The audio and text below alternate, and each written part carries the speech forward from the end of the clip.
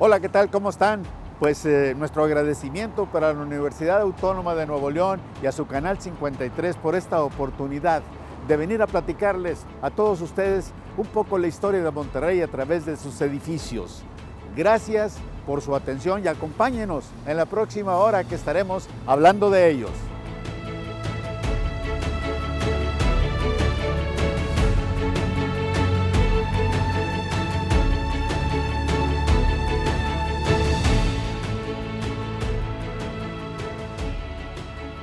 Bien, pues vamos a iniciar nuestro recorrido aquí con la Catedral Metropolitana de Monterrey, que es el último eslabón de una serie de templos que fueron el corazón religioso de nuestra ciudad.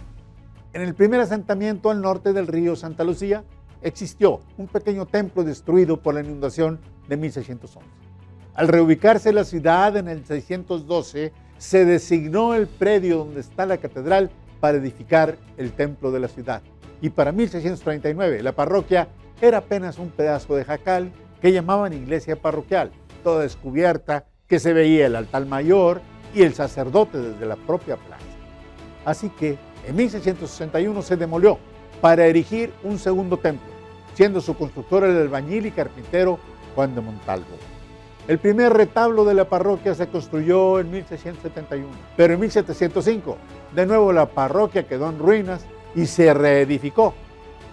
Luego un incendio la destruyó en 1709 y su reconstrucción terminó hasta 1716. El gobernador José Antonio Fernández de Jáuregui informó en 1735 que la iglesia parroquial era de cal y canto.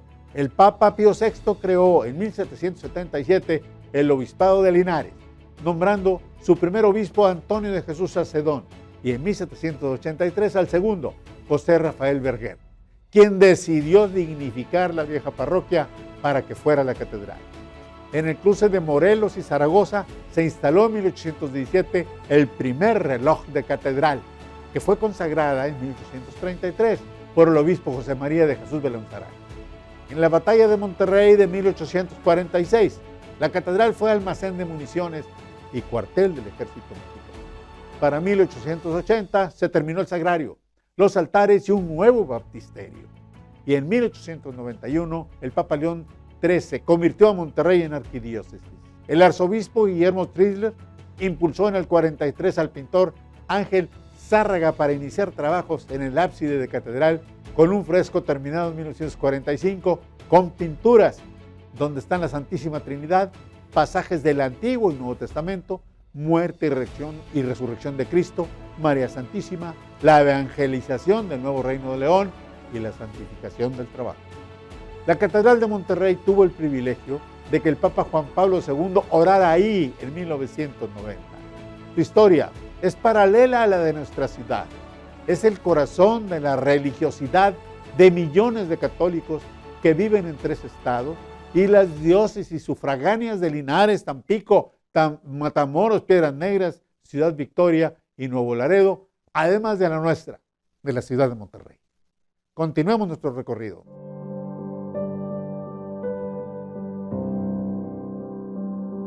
El Museo de las Culturas Populares. Lo que sabemos de las estructuras que han existido en el predio que ocupa ahora el Museo de Culturas Populares se remonta a finales del siglo XVII. Era un jacal de adobes y techo de palma propiedad de un reinero de nombre Santiago Barrera. En los años 30 del siglo XVIII, el alcalde de Monterrey y alguacil de la Inquisición, Nicolás Vandale Massieu, adquirió la propiedad y construyó un edificio de mayores dimensiones de cal y canto para servir como casa del gobernador. Terminó la construcción en 1725 y algunos gobernadores despacharon en ella, pero en 1743 la epidemia de viruela forzó a convertirla en el Hospital de Rosario o de los Pobres. 3 años después, el gobernador Pedro de Barrio Junco y Espriella adquirió los 3 solares contiguos al hospital para ampliarlo. Luego de 50 años de servicio, este hospital cerró sus puertas en 1793. Pero 3 años después, el gobernador Ignacio Uceli Guimbarda compró el edificio, lo remodeló y prestó a las madres de San Vicente de Paúl que instalaron el colegio de niñas, que funcionara hasta 1859, cuando las leyes de reforma lo prohibieron. El edificio fue puesto en venta, pues como todos los bienes de la iglesia, pero no se vendió y cayó en el abandono. Fue hasta 1887, cuando el gobernador Bernardo Reyes lo entregó a las Madres del Verbo Encarnado, que fundaron ahí el Colegio de San José, hoy Colegio Mexicano. Este edificio sirvió de refugio para damnificados durante la gran inundación del 9. Desde noviembre de 1993, alberga el Museo Estatal de Culturas Populares y a las oficinas de la Confederación Nacional Campesina. En 2010, con motivo del bicentenario de la independencia, se regeneró toda esta manzana, reconstruyéndose fachadas y techos en coordinación con el INA. El Museo de las Culturas Populares tiene allí una sala de exposiciones permanentes llamada La Capilla, tal vez por esas hermosas pinturas de piso a techo que tiene, y 2 salas de exhibiciones temporales. Este edificio es una de las pocas muestras de arquitectura colonial que conservamos en nuestra ciudad. Visitarlo nos permite transportarnos a una época pasada, a nuestro propio pasado. Este que estamos viendo es el Palacio de Nuestra Señora de Guadalupe, hoy Museo del Obispado. Es la edificación monumental más antigua de Monterrey. Su arquitectura barroca es muestra del estilo europeo colonial, construida con piedra de sillar originaria de la región. El terreno fue donado por el ayuntamiento de la ciudad en 1787. Este pesado edificio, que consta de 2 plantas, se hincó directamente sobre la roca del cerro. El obispado destaca por su belleza y grandes dimensiones, pues la solidez y altura de sus muros impresiona a cualquiera. En la talla de su fachada principal destaca el esplendor de la cúpula, terminada entre 1853 y 57. Su construcción se debe al segundo obispo de Linares, el fraile franciscano Rafael José Verguer, y su destino original era ser casa de reposo y oración, pero su uso poco tuvo que ver con ello. Debido a su estratégica ubicación, durante la independencia fue utilizado como fortaleza militar, siendo clave en la defensa de la ciudad cuando Monterrey fue invadida por los norteamericanos en 1846. El mismo uso se le dio durante la intervención francesa en el 64, en la revuelta de la Noria en el 71 y en la Revolución Mexicana de 1913 y 1914. Este imponente edificio, dedicado a la Virgen de Guadalupe, tiene en la hornacina principal los restos de su imagen, claro, deteriorada por las heridas de guerra, digamos. Y a sus lados hay 2 medallones, uno de Santa Clara y otro que no puede ser identificado.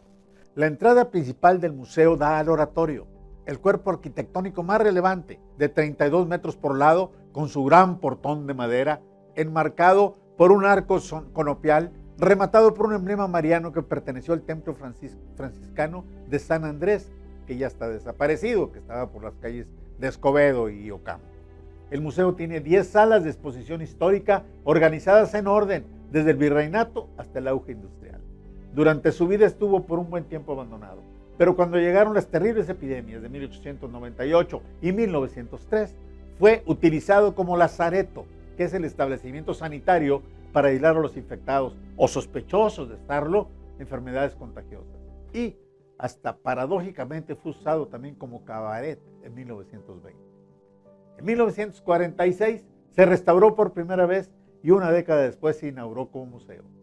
En 1998 se reconstruyeron los corredores y las arcadas de la fachada principal y se decoró el interior de la cúpula del oratorio. Es uno de los edificios más emblemáticos que tenemos en Monterrey. El antiguo Palacio de Monterrey, que en 1596, cuando Diego de Montemayor fundó Monterrey, en un documento anexo al acta repartió tierras entre los padres fundadores y se establecieron los impuestos de la ciudad para ser destinados a la futura construcción de las casas reales. No se sabe si en el primer asentamiento de la ciudad, antes de la inundación de septiembre de 1611, había casas reales, pero al trasladar la ciudad hacia la hoy Plaza Zaragoza, el justicia mayor de la ciudad, Diego Rodríguez, entregó un terreno para construir las casas reales en donde está ahora, aquí el Museo Metropolitano. Era un modesto edificio con una sala grande que servía de despacho del presidente municipal y también de la sala de reuniones de Cabildo.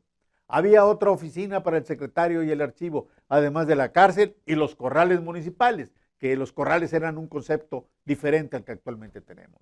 Este edificio de las Casas Reales se inundó en los años del 36, 1642 y 1648, cuando las copiosas aguas derribaron muchas construcciones en la ciudad. Para 1655 ya estaba reconstruida la sede del ayuntamiento reinero, que tenía ahora más espacios, separando el despacho del alcalde de la sala de cabildo. Las casas reales cambiaron con la independencia para ser el Palacio Municipal. En la vida independiente hubo cabildos federalistas y centralistas, electos, impuestos, populares e impopulares. Durante la ocupación militar de Estados Unidos, este antiguo Palacio Municipal fue el único edificio público de la ciudad donde ondeaba la bandera nacional, aunque, como otros edificios públicos, fuera dañado por las escaramuzas de la guerra. En el siglo XIX, el edificio fue mejorado. La remodelación más seria fue la del arquitecto Papias Anguiano en 1853, que edificó parte del segundo piso y talló el escudo de la ciudad que todavía se alcanza a ver. Y otra en 1887 en la parte noroeste del inmueble, pagada precisamente por el Colegio de Abogados.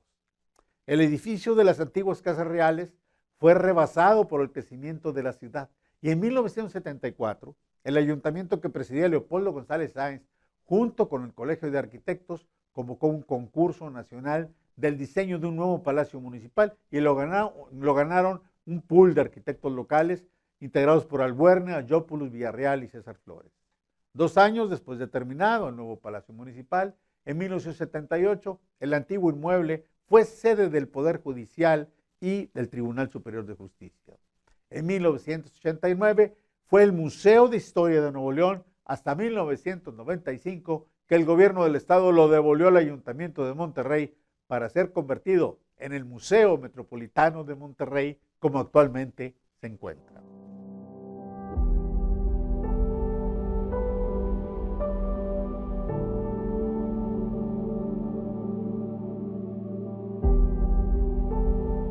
El Templo del Sagrado Corazón de Jesús. En el siglo XIX solo existía en Monterrey una parroquia con asiento en catedral y 2 templos, el del Roble y el de la Purísima Concepción. Todas las demás eran capillas. Así que en 1873, un grupo de damas apoyadas por el obispo Francisco de Paula Vera se organizaron para construir un templo dedicado al Sagrado Corazón de Jesús.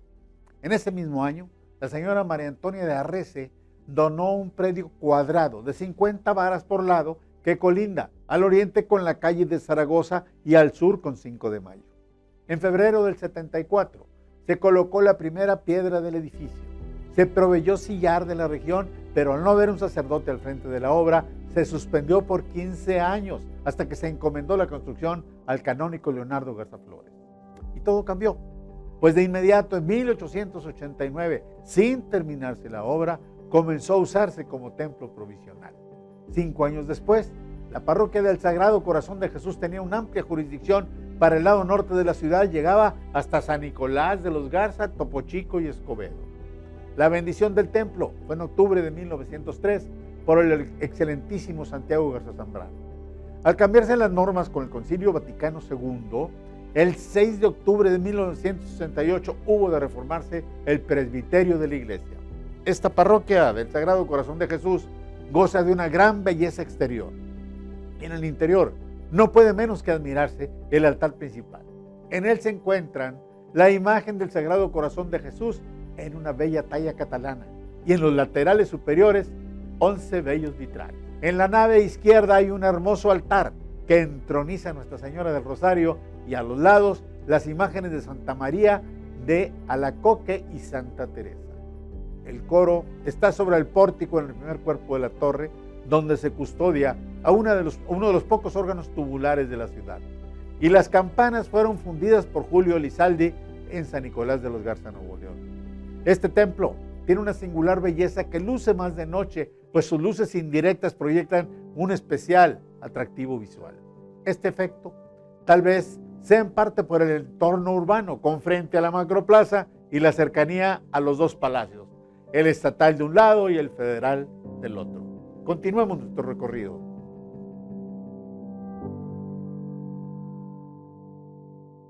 Bien, pues ya estamos aquí en la Estación del Golfo, este hermoso edificio de la época colonial. Al año de 1882, todas las mercancías se trasladaban en los llamados convoyes. Tenían que acompañar de guardias armadas. pues la inseguridad en los caminos era grande. O sea que lo de ahora no es novedad. Hasta que el 30 de agosto de 1882, a las 8 de la noche llegó a Monterrey el primer tren de ferrocarril a una estación provisional. Y ya todo cambió. A principios de 1890 se iniciaron las gestiones para construir en Monterrey una estación formal de ferrocarril que conectara a Monterrey con el Golfo Mexicano. El arquitecto inglés Isaac Taylor diseñó el nuevo edificio y lo construyeron los contratistas norteamericanos J.R. y W. Price, quienes iniciaron la obra en 1891, concluyéndolo 5 años después. El edificio consta de 4 pisos y un ático. Durante el Porfiriato, esta bella estación, conocida nada más como la Estación del Golfo, fue símbolo de orgullo y modernidad. A ella llegaron los trenes que transportaron el presidente Porfirio Díaz y después el candidato Francisco I. Madero. La estación contaba con una sala de espera, andenes, patios de carga, un restaurante, oficinas de correos, telégrafos, además de estancias para los conductores, y ahí estuvo el primer baño público de la ciudad. Además de los ferrocarriles provenientes del centro de la República, a fines del siglo XIX fueron agregándose destinos regionales: Cadereyta, Montemorelos, Linares, Ciudad Victoria y Tampico, ya en el Golfo. Pero en la Revolución, las tropas constitucionalistas la convirtieron en campo de batalla y cuartel general. Pasado el tiempo se construyó otra terminal ferrocarrilera y esta se clausuró en el 34. Estuvo abandonada hasta que en 1973 comenzó a utilizarse como un recinto cultural para todo el estado de Nuevo León, y por acuerdo presidencial el edificio fue cedido al gobierno estatal y actualmente ya no pertenece a Ferrocarriles Nacional. El edificio se restauró para alojar a la Casa de la Cultura de Nuevo León y en 1976 empezó a operar como recinto de las diversas manifestaciones culturales del estado. Cuenta con la librería El Tren, el Centro Regional de Información, Investigación de la Literatura en el Noreste y el Cine Club Gabriel Figueroa. Además, el Centro de Compositores y Escritores está ahí, sin faltar el Museo del Ferrocarril. Hoy día tiene hasta un elevador para darle servicio a los visitantes. El Palacio de Gobierno de Nuevo León. La ciudad de Monterrey, desde su fundación en 1596, ha sido asiento de funcionarios denominados gobernadores, con diferentes funciones y características según el régimen político de cada época. Los gobernadores coloniales, los gobernadores departamentales y los constitucionales requieren de un espacio físico para atender a la población y cumplir sus funciones. Por costumbre colonial, llamamos palacios a estas estructuras. El Palacio de Gobierno se ubica en el extremo norte de la macroplaza, en el sitio que fuera una plaza rescatada de las aguas del río Santa Lucía que corría cerca de la calle 15 de Mayo. Este lugar era llamado Plaza de la Concordia y la construcción de nuestro palacio inició gracias al gobernador Bernardo Reyes en 1895, concluyéndose en 1908. Su diseño y construcción estuvieron a cargo del ingeniero Francisco Beltrán. El edificio mide 51 por 88 metros. Está revestido de cantera rosa traída desde San Luis Potosí. El edificio es considerado monumento nacional por el INAH.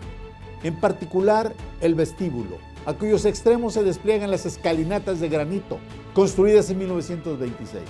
En la planta baja hay un amplio y elegante patio. Este patio está en el mero centro del edificio. Está delimitado por columnas cuadrangulares que rematan en unos bellos arcos elípticos. Hay también 4 patios laterales de menores dimensiones. En la parte alta, las columnas son circulares y estriadas, rematadas también con arcos elípticos. Ahí en la planta alta, además de la oficina del gobernador del estado, hay algunas otras áreas de estilo neoclásico, como son el Salón Polivalente, el Salón de Recepciones Benito Juárez, la Secretaría General de Gobierno y el Salón Fray Servando Teresa de Mier. Nuestro Palacio de Gobierno es una joya arquitectónica y política. En sus geométricos espacios se esculpió nuestra vida republicana y enmarcaron las grandes decisiones, las más importantes de los últimos 100 años. Durante un largo siglo no hubo decisión importante en el solar nuevoleonés ajena al gobernador, jefe natural del Palacio de Gobierno. El Palacio Federal. Luego de que la Revolución Mexicana triunfó y sus gobiernos se estabilizaron, hubo necesidad de dotar al país de instalaciones públicas que brindaran los servicios sociales que habían nacido del nuevo orden constitucional. Además, había urgencia de competir con el porfiriato, aún grabado en la mente de las personas. En Nuevo León, fue el gobernador Aarón Sáenz quien comenzó esa nueva revolución, construyendo varias escuelas y un palacio federal donde se concentraron las hasta entonces dispersas dependencias federales. Sobre una plaza llamada de la República, con frente de la calle Washington entre Zaragoza y Suazua, en el año 1928 empezó a construirse el Palacio Federal. Su diseño se le encargó al arquitecto Augusto Petrocelli. El edificio tenía 10 plantas y un sótano, siendo por 3 décadas el edificio más alto de la ciudad. Tiene una escalinata principal en la entrada norte y otra en la entrada sur que le dan perspectiva de edificio importante. Pues para observarlo es necesario que la persona levante la vista. Las 2 puertas exteriores, tanto la norte como la sur, son monumentales. Consisten en unos vanos de arco triunfal de 3 pisos, acristaladas con una fuerte estructura de madera. Ambas puertas son rematadas con sendos escudos heráldicos y paneles alegóricos en autorrelieve que agotan el espacio para sujetar la visión del conjunto. Al integrarse a la macroplaza, queda como el inicio de ella, por lo que la puerta sur lleva prioridad, porque mira a la Plaza de la República, que inaugura una serie de plazas englobadas en una de las 4 plazas más grandes del mundo. En el Palacio Federal se instaló la oficina de correos, las oficinas de Hacienda y un juzgado unitario de circuito, y luego se instaló la oficina de ensayos, es decir, la oficina de un perito químico al servicio del Estado. El gobierno federal suscribió en los años 90 un convenio con el estatal para que éste lo utilizara en aspectos relacionados con la cultura. Por ello se han instalado dependencias con esa vocación. Incluso la Secretaría de Obras Públicas se hospedó ahí por un tiempo. El Palacio Federal de Monterrey es un edificio icónico de nuestra ciudad.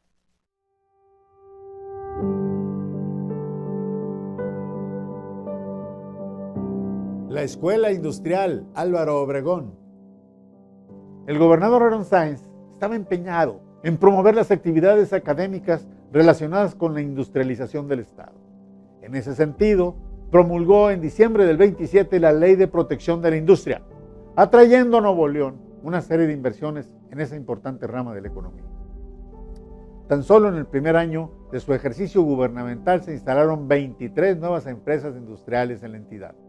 Y para dotar a esa industria de personal capacitado, el 4 de octubre del 28, Sáenz colocó la primera piedra en la construcción de una escuela de oficios industriales para varones. De esta forma, se habilitaría una gran cantidad de nuevoleoneses como técnicos industriales. Esta magna construcción fue inaugurada 2 años después, en octubre de 1930, con el nombre del extinto presidente Álvaro Obregón, personaje al que Aarón Sáenz estuvo vinculado desde el inicio de su carrera política y militar. El edificio de la Escuela Industrial Álvaro Obregón ocupa la mitad sur de la manzana trapezoidal, delimitada por las calles de Calzada Madero al sur, Félix U. Gómez al poniente, Avenida Colón al norte y Celestino Negrete al oriente. La edificación de esta monumental escuela es lineal y continua en todo el perímetro del predio. Estaba equipada desde el inicio con aulas teóricas y talleres prácticos de mecánica, electricidad, carrocería, fundición, ebanistería y tapicería. Además contaba con laboratorios, biblioteca, auditorio, gimnasio, sala de maestros, oficinas administrativas, servicios sanitarios, desde luego, y patios de maniobras, áreas distribuidas en las 2 plantas. Con la organización en 1933 de la Universidad de Nuevo León, la Escuela Industrial pasó a formar parte de la máxima casa de estudios. Y en el 66, el Consejo Universitario aprobó el nivel de Escuela Preparatoria Técnica para que, una vez cursada, pudiera continuarse con los estudios a nivel licenciatura en disciplinas afines. Esta Escuela Industrial Álvaro Obregón es el antecedente directo de la Facultad de Ingeniería Mecánica y Eléctrica de la Universidad Autónoma de Nuevo León, la famosa FIME. la Basílica del Roble. Este templo, ubicado en 15 de Mayo y Juárez, tiene una historia más antigua que la propia ciudad de Monterrey, fundada por Diego de Montemayor en 1596. Frailes franciscanos que venían de Saltillo trajeron una imagen de la Santísima Virgen. Esa imagen fue colocada en el hueco de un roble por Fray Andrés de León en 1592, donde permaneció los años siguientes, sirviendo de oratorio para frailes y cada vez más numerosos indios conversos. Fue hasta 1780 que el obispo Rafael Berger levantó la primera capilla para la Virgen del Roble y publicó una novena para su devoción. Más tarde, en 1817, el Ayuntamiento de Monterrey entregó a la iglesia un solar para construir un templo que se construyó con materiales sencillos que pronto se deterioraron.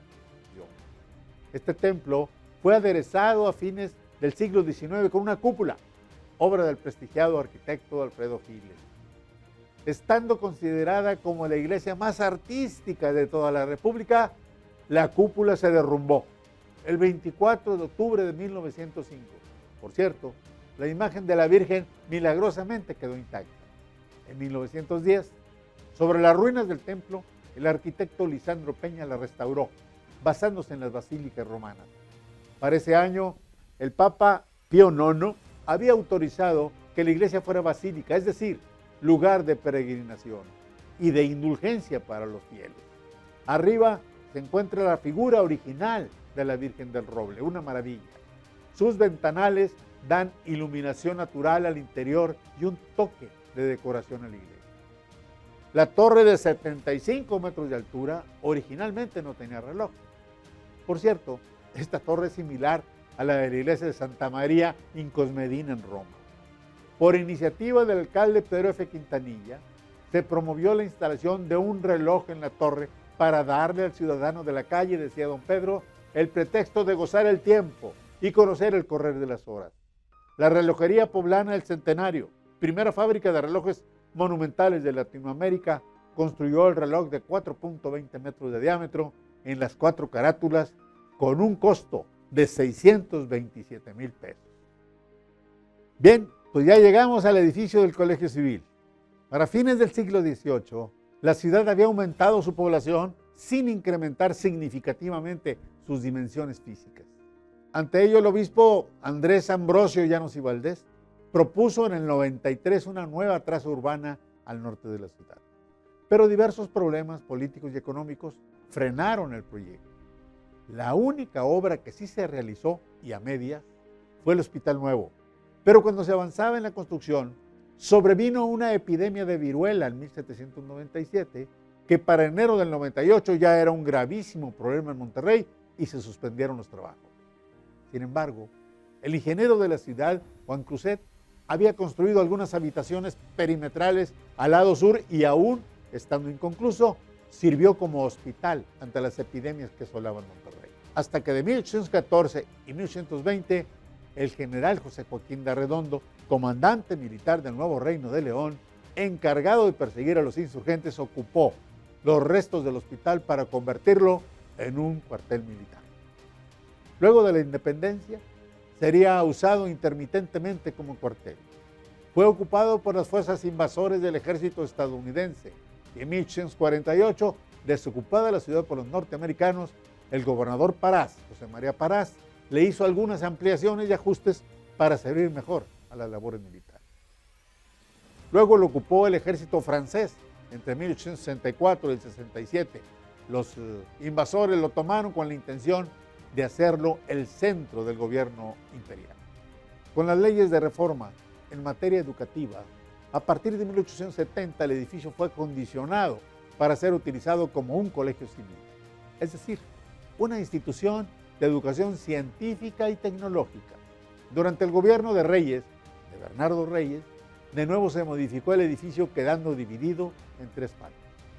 En estos tiempos comenzó a funcionar como una escuela nocturna para obreros. Entre los años del 33 y 39, la edificación tomó su aspecto actual con una importante remodelación dirigida por el ingeniero José Manuel Curiel y comenzó a funcionar como preparatoria de la recién nacida Universidad de Nuevo León. En 2007 se modificó todo el conjunto para convertirse en el Centro Cultural Universitario. También se modernizó el aula magna con capacidad para 600 o 700 butacas y sistemas modernos de luces y sonido.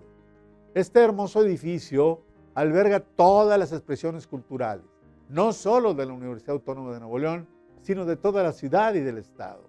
El servicio que presta a la ciudad el Colegio Civil es gigantesco.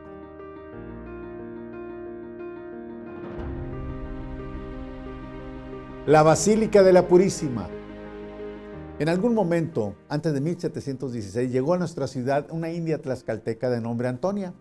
Entre sus pertenencias, ella traía una imagen de la Purísima Concepción de la Virgen María.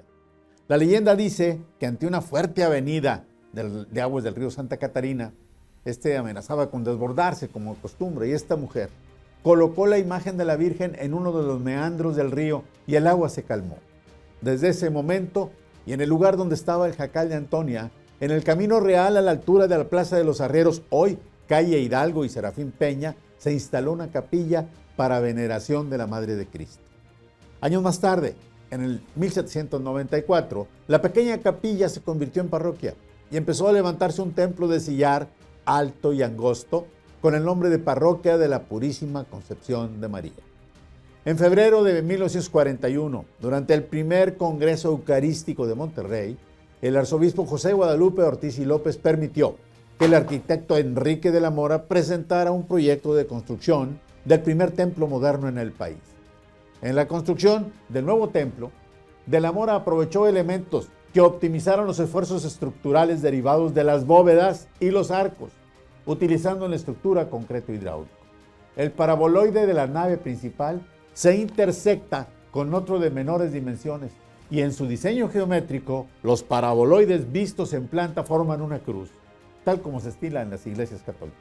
Como revestimiento se aprovechó la piedra de la excavación en la capilla subterránea, tanto en los muros parabólicos laterales como en la torre de 43 metros de altura desde el suelo, más otros 3 con que remata la cruz. Bueno, pues ya es una altura muy respetable. En el frontispicio se colocó una imagen de la Purísima en barro cocido de 6 metros y medio, creación de Adolfo Lamner Mayer. Con esta obra de la Iglesia de la Purísima, Enrique de la Mora Palomar obtuvo el Premio Nacional de Arquitectura en el año del 46. La capilla fue declarada en 1989 Basílica Menor y es, desde entonces, un edificio ícono de nuestra ciudad. Continuamos con nuestro recorrido. El Banco Mercantil de Monterrey. La paz porfiriana y las vías del ferrocarril que desde 1882 comunicaron a Monterrey con las demás entidades del país y además con Estados Unidos, generaron una importante concentración de capitales en nuestra ciudad. Este fenómeno económico obligó a la formación de instituciones bancarias regionales. La banca nacida aquí en Monterrey inició con operaciones informales en tiendas y almacenes como las de Pedro Calderón y Patricio Milmo. Ahí se cobraban giros y letras de cambio. Bien, pues luego se establecieron en edificios adaptados exactamente para ello. El Banco de Nuevo León en 1892, el Banco de Londres y México en el 98 y el Banco Mercantil de Monterrey en 1899. Este Banco Mercantil de Monterrey fue el primero que construyó un edificio exprofeso para el servicio bancario. Su construcción estuvo a cargo del prestigiado arquitecto Alfredo Giles. La construcción inició en octubre de 1900 y el socio de Giles, el arquitecto Hollingworth, concluyó la obra en diciembre de 1901, misma que se inauguró en abril del año siguiente, de 1902. El primer consejo de administración de este banco lo integraban Vicente Ferrara, Francisco Quesada, Tomás Mendirichaga, Valentín Rivero, José Muguerza, Antonio Hernández, Enrique Krill, Joaquín Casasus, Lorenzo González, Gabriel Flores, Marcelino Garza y otros distinguidos empresarios locales. Aunque su diseño es enfocado a las operaciones de tipo bancario, tuvo espacios para rentar oficinas y al principio, tanto la Fundidora Monterrey como el Círculo Mercantil Mutualista las tuvieron ahí por un tiempo. Su construcción incorpora estructura metálica, muros de ladrillo industrializado, bóvedas catalanas, sobrepolines metálicos, ventanas de guillotina y los sobresalientes que continúa siendo una institución bancaria. Su hermosa fachada, que se conserva íntegra, revestida con cantera traída de Durango, es continua alrededor del ochavo de la esquina de Morelos y Zaragoza. Todos los demás elementos arquitectónicos potencian su belleza y funcionabilidad. La herrería del vestíbulo, los balcones balaustrados del tercer piso, las cartelas con nombre y fecha, el sistema de mecheros, los remates coronados por águilas nacionales y el asta bandera la definen como una de las más bellas edificaciones de Monterrey. La cervecería Cuauhtémoc. En el auge industrial de los gobiernos del presidente Porfirio Díaz y el gobernador Bernardo Reyes, llegaron los procesos mecanizados que multiplicaban la antigua producción artesanal. Los productos fabricados en masa y transportados por el ferrocarril se convirtieron en la gran fuente de riqueza de nuestra ciudad. Uno de los productos que tuvo mayor éxito fue la cerveza. En noviembre de 1890, José Calderón Penilla, Isaac Garza Garza, José María Schneider y José A. Muguerza fundaron la cervecería Cuauhtémoc en un caserón marcado en el número 88 de la calle Matamoros, aunque pronto esas instalaciones fueron insuficientes. Ya siendo una marca reconocida, en el año del 5 de 1905 iniciaron la construcción de nuevas instalaciones que destacaron a nivel nacional por ser, además de funcionales, estéticamente agradables. La construcción del edificio fue encargada al ingeniero Ernest Jensen en un terreno de 20 hectáreas que era patio de otras industrias sobre la avenida Alfonso Reyes actualmente. El edificio tiene una estructura de metal recubierta con ladrillo y mármol negro del Cerro del Topo Chico. Los muros de sillar y ladrillo aparente, junto con los techos abovedados, sostenían los pisos que soportaban el peso de las máquinas. En el año de 1940, el edificio se dedicó solo a la administración porque había crecido tanto el negocio, pero era tan bonito y amplio que fue al mismo tiempo Museo de Monterrey del año del 77 al año 2000, exponiendo en una de las colecciones privadas más importantes del mundo. Coetáneamente, fue entre 1973 y el 2013 el Salón de la Fama del Béisbol Mexicano. Además, tenía un jardín cerveza donde los visitantes degustaban un par de cervezas de cortesía. Es un orgullo para Monterrey contar con este magnífico edificio industrial de la cervecería Cuauhtémoc. El Círculo Mercantil Mutualista. El desarrollo del comercio en nuestra ciudad de Monterrey a finales del siglo XIX creó la necesidad de formar gremios o sociedades de consumo y de productores para facilitar el comercio a gran escala. Con esa orientación, algunos comerciantes y empleados de estas actividades fundaron en 1901 un círculo mercantil de mutuos o mutualistas. La ceremonia de fundación del Círculo Mercantil de Monterrey, con 46 socios, se llevó a cabo el 1 de junio del 1 de 1901 en el Teatro Juárez. Su primer presidente fue el minero e interventor bancario Manuel E. Gómez. Se iniciaron reuniones gremiales en diferentes domicilios hasta la presidencia de don Federico Zambrano, 1907-1911, quien estableció la sede en Matamoros 311 Oriente.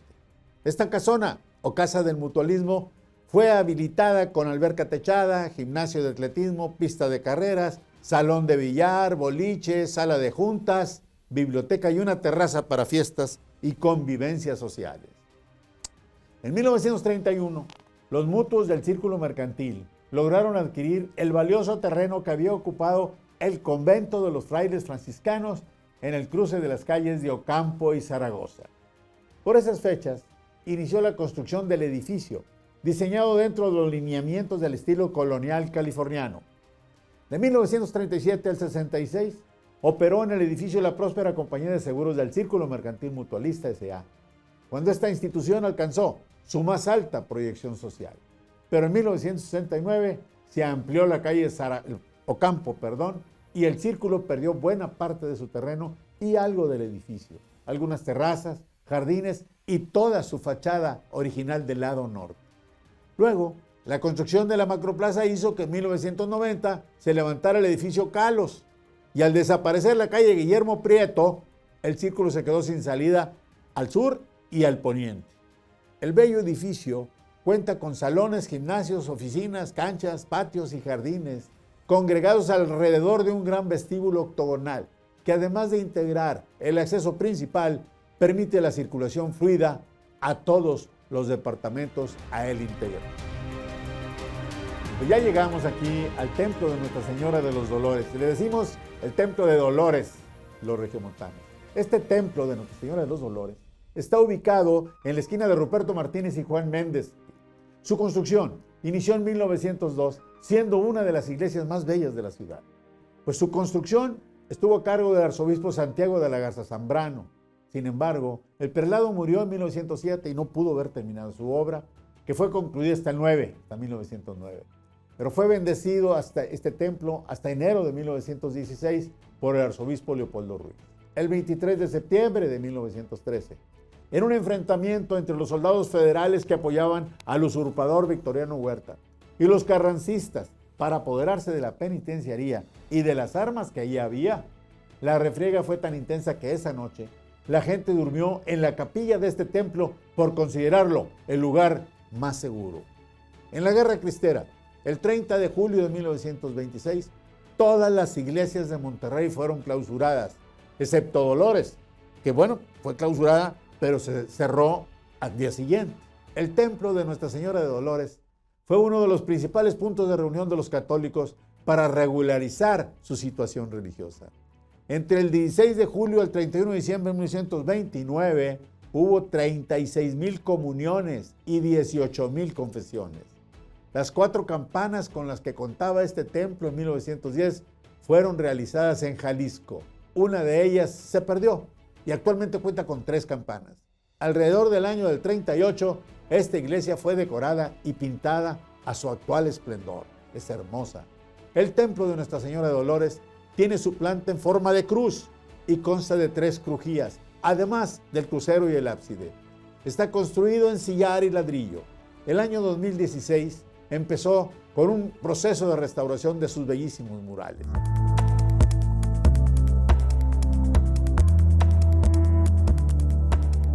Llegamos ya al Hotel Ancira, este edificio precioso. El proyecto de este centenario hotel nació de la mente de don Fernando Ancira Sánchez, que murió en 1921.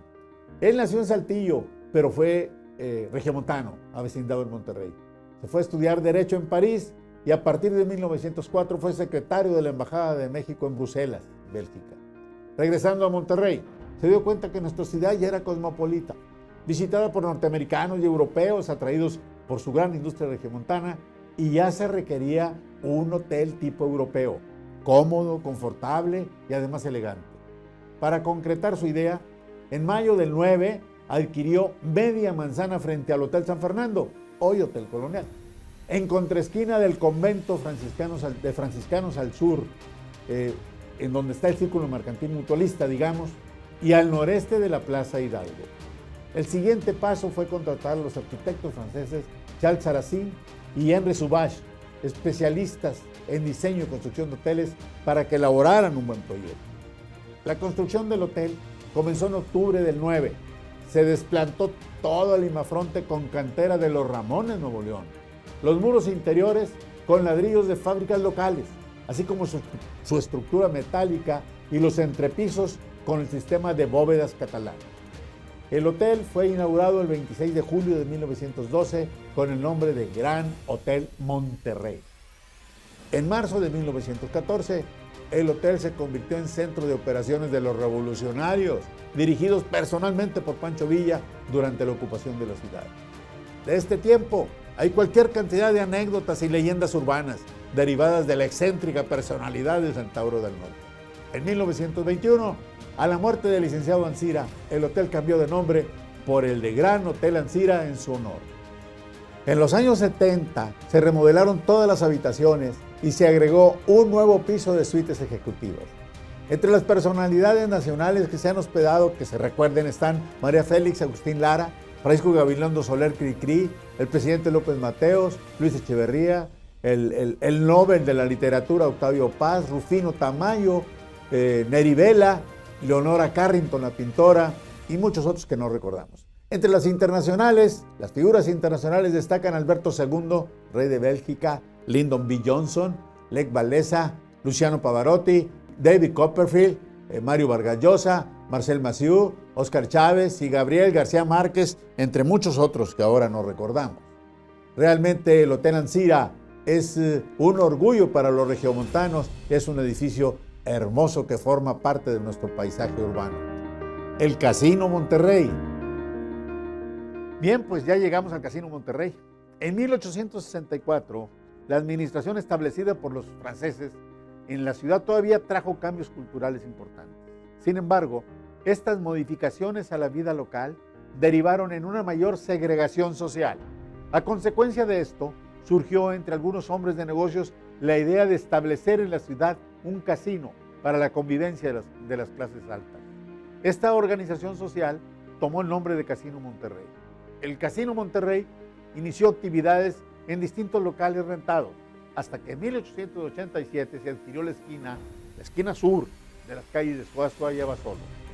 En ese mismo año ingresaron como socios don José Eleuterio González, Gonzalitos, y el gobernador Bernardo Reyes.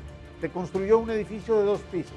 El proyecto fue del socio José María Videgaray y la dirección de la obra del ingeniero Francisco Beltrán Otero, el que construyó el Palacio de Gobierno, inaugurándose en junio de 1890. Se adquirieron los lotes vecinos al oriente y el edificio se pudo ampliar en 1906.